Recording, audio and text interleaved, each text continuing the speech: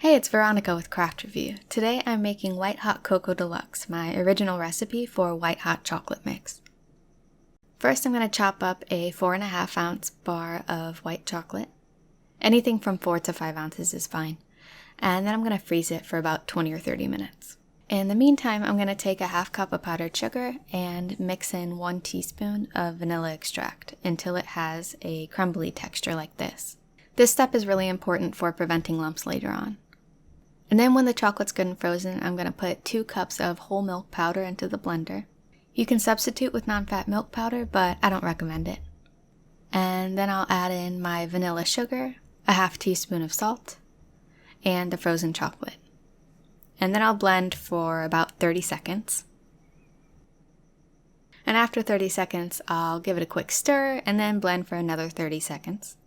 And by then it should have a nice, even, powdery texture like this.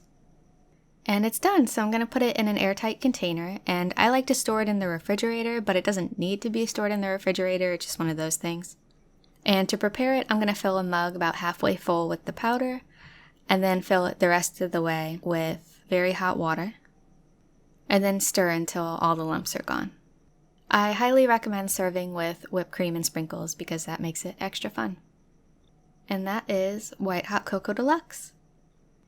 If you have any questions, just let me know below, and if you want to subscribe to my channel, I would love to have you. Thank you for watching. Bye.